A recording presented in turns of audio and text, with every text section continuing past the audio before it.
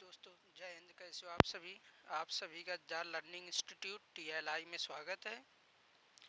तो हम तो इतिहास में देख रहे थे हड़प्पा सभ्यता के बारे में। आते हैं हड़प्पा सभ्यता अंतिम संस्कार के संबंध में देखेंगे। हड़प्पा सभ्यता अंतिम संस्कार के किस कैसे करते थे, इनका क्या रहता था। तो हड़प्पा सभ्यता सिंधु सभ्यता में हमें अंतिम संस्कार की तीनों ऐसे तीनों प्रथाएं देखने को मिलती है। अभी कहोगे सर ये तीनों प्रथाएं कैसी, हमने तो अभी तक दो ही देखी थी। ये तीसरी प्रथा कौन सी हो गई?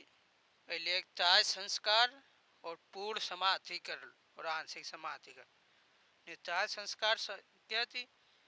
इसमें संपूर्ण शव को पहले जला दिया जाता था और जलाने के बाद में तो भस्मावशेष को कलश में रखा जाता था, जैसे समय हिंदू रीति रिवाज में होता है।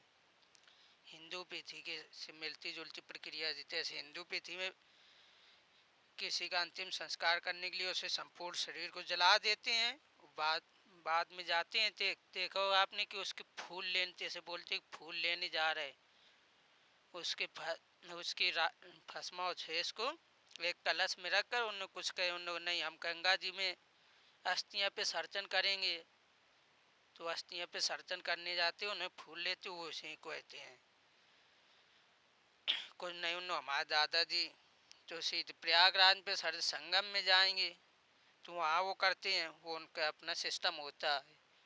वो पूर्ण समाधिकरण क्या होता है? पूर्ण समाधिकरण में संपूर्ण शव को कब्र में दफना दिया जाता है। ऐसे सब मुस्लिम विधि में होता है कि पूर्ण समाधिकरण उसे दफना दिया जाता है। और तीसरा कौन सा? आंशिक समाधिकरण। ये क्या भला है? सही पूछो। आंशिक समाधिकरण ये भला ये भी एक प्रथा, तो पारसी विधि से मिलती जुलती प्रथा। इसमें कोई व्यक्ति तब खत्म हो जाता था तो इसे पहले खुले में छोड़ देते थे। खुले में 8-10 दिन रखने के बाद तब पशु पक्षी के उसे खा लेते थे। तो मुख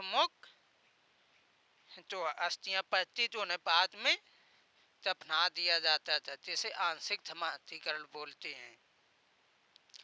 तो उन्हें संबंध में हम देखेंगे। पहले दाह संस्कार।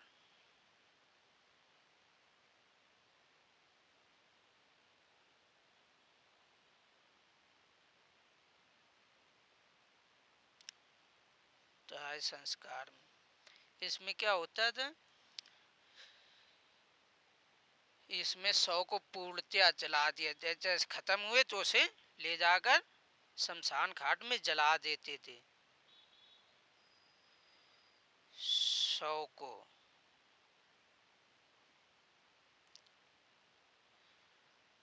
जलाते थे। इसमें शव को जला देते थे।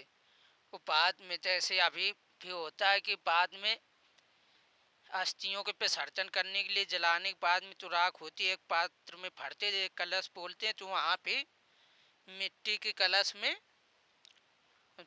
उसे अस्थियों को रखा जाता था। ये दाह संस्कार के अंतर्गत है। और दूसरा कौन सा? पूर्ण समाधिकरण। पहला दाह संस्कार, दूसरा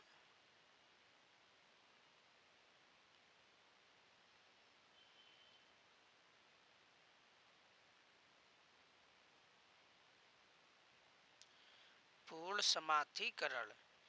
ये पूर्ण समाधिकरण क्या होता था? ये पूर्ण समय, इसमें संपूर्ण शव को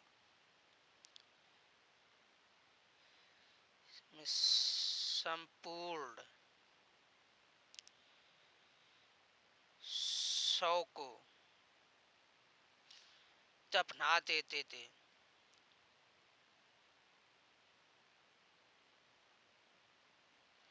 दफना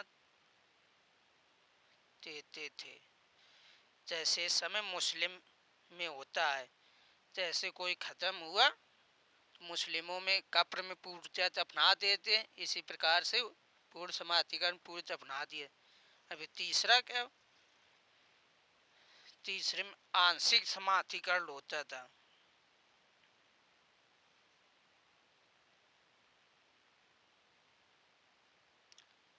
आंशिक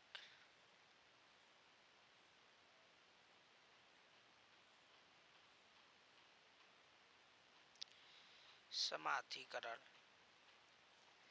आंशिक समाधिकरण में क्या होता था,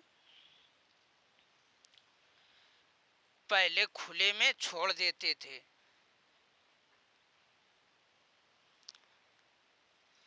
इसमें 100 को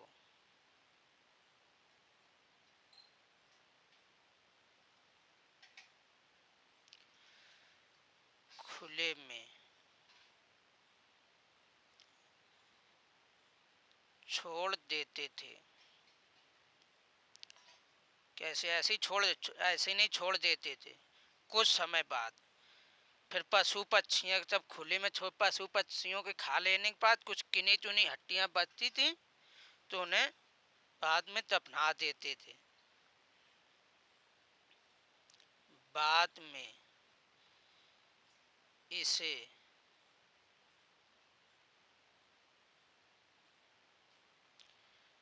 दफना देते थे।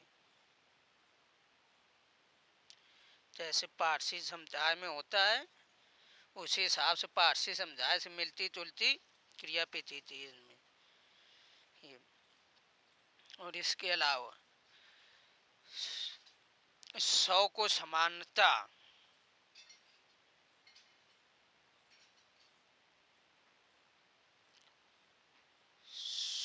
100 को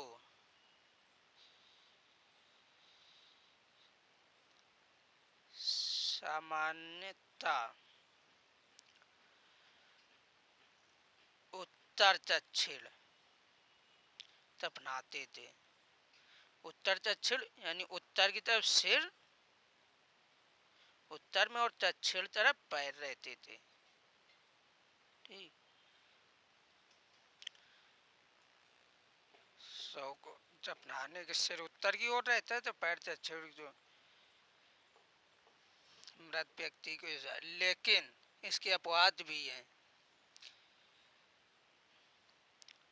हड़प्पा और कालीबंगा से जो कपड़े, कुछ कपड़े मिली थी, इनमें दक्षिण की ओर सर और उत्तर की ओर पैर देखने को मिलता है। लोथल से पूर्व की ओर सिर और पश्चिम की ओर पैर, और रोपड़ से पश्चिम की ओर सिर मिलता देखने को और पूर्व की ओर पैर देख मिलता।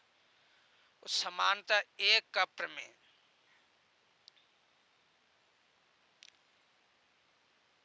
समानता एक कप्र में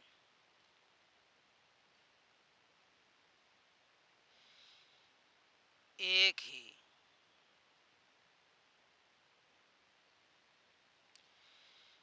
व्यक्ति को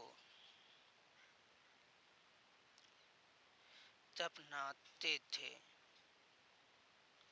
लेकिन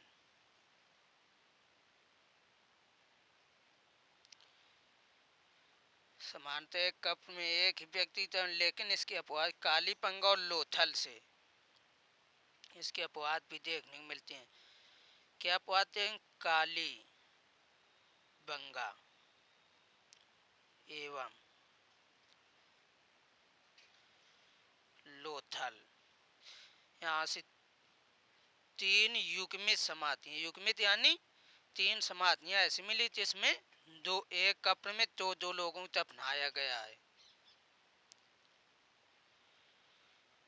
युग्मित समाधियां मिली हैं।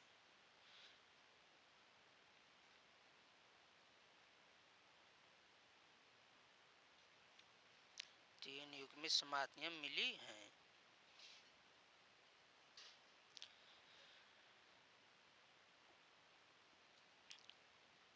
रोपड़ से एक बात और याद, रोपड़ रोपड़ में मालिक के साथ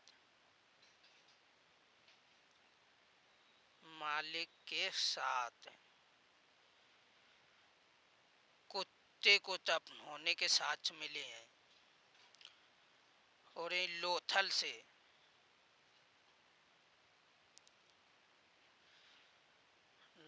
से मालिक के साथ